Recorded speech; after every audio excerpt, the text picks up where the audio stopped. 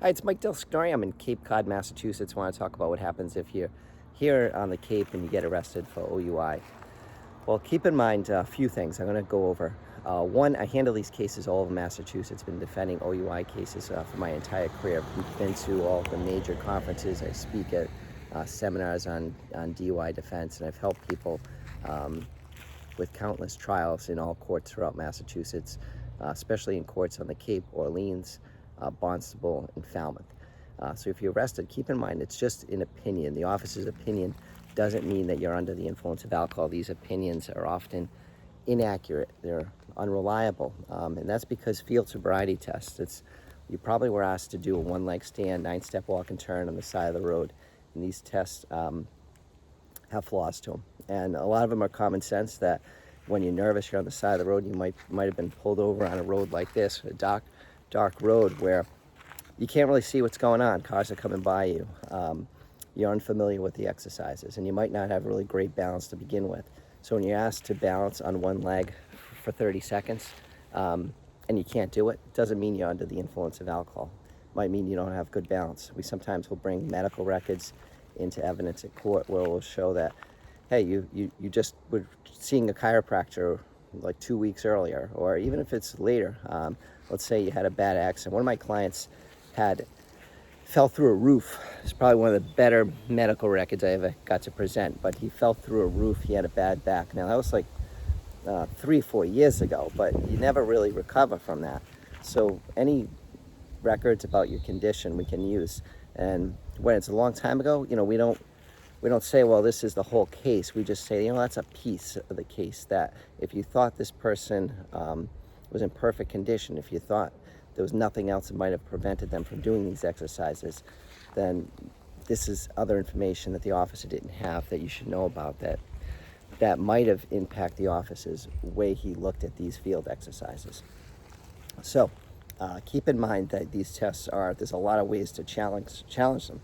Sometimes you'll have a cop, and this happens in a lot of my cases, where the officer doesn't even really know how to score the tests.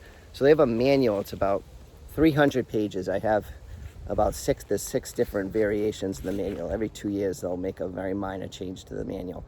But it tells them what they're supposed to look for. In other words, they'll tell you walk heel to toe. And they'll say often in the report, well, you didn't touch. But there's a leeway, and a lot of officers don't know that there's a leeway and how to use that. So you'll have a report that doesn't quite indicate how the officers were trained and how you actually did compared to the real scoring on these tests. So when you factor in the fact that you got an officer that often will sort of do their own thing on these tests and not administer them in the standard manner, we can have a jury believe that these tests, or a judge, were not a reliable indicator that you're under the influence of alcohol. Because that's the assumption, that if you didn't have too much to drink, you would have done perfectly on these tests. And what we're trying to do is trying to show that assumption is not correct, that there's other explanations. Either A, you did well and the officer didn't give you credit. That's one of my common strategies. B, you had a medical issue. Or C, the road, it was dark, it could have been weather. There's a lot of things going on here. So there's other sort of tests that they give you that they don't tell you are tests. So when they pull you over, they're kind of looking for every little thing to say that you're under the influence of alcohol. So they look how you handle the license, how you handle the license registration, how you pull over, and how you get out of the car. So let me show you one of the things they look for. Is when you get out of the car, they're going to say you grabbed onto the door jamb for balance in many cases, though. So they'll say, a lot of reports will see the person was unsteady getting out of the car. They used it for balance. They were unsteady walking around the back of the car. If that's not in the report, that's something you did right. And often we'll harp on that. We'll say, hey, when the person got out of the car, they did it so without any difficulty. When you ask for their license and registration, they did it without any difficulty. They didn't have trouble with dexterity getting the license out of the wallet. And in many of our cases, that will be the case. So every little detail goes into the officer's opinion. So if you gave the license to the officer without any difficulty, that's something that their training tells you somebody under the influence of alcohol is going to have trouble, dexterity, handing the officer the license and the registration. So we kind of look for every little thing you did right to point out that their training tells you that they should see flaws with this, that if had you been under the influence, you would have fumbled or bobbled it, you would have grabbed onto the door jamb, you would have trouble with balance walking around the car.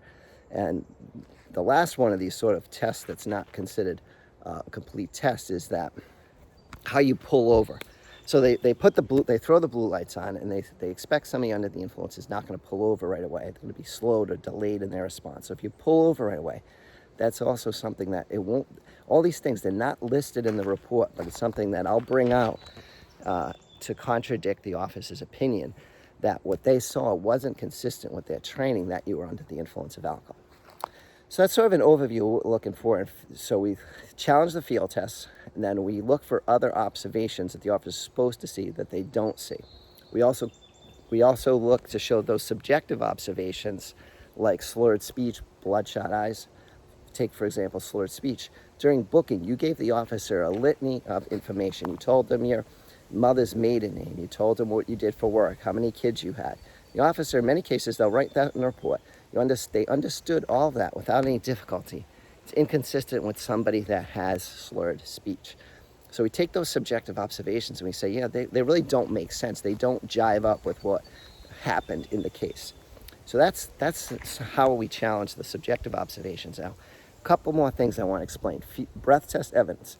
If you took it, and failed, you can get your license back in 30 days. So it's a short suspension, but these tests don't always come into evidence. So don't assume that just because it's a breath test, the officer did everything right. There's a lot of problems with these machines. The machine is reporting results when it's not supposed to. So keep in mind that the breathalyzer may not come into evidence in your case. And lastly, I want to explain how you get your license back.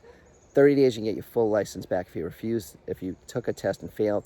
Refusal suspension is 6 months. If you can get a not guilty prior to the 6 months is a way to get your license back. My name is Mike Delsignore. I handle OUI cases all over the Cape. 781-686-5924. It's never too early, too late to call. I'm here to help.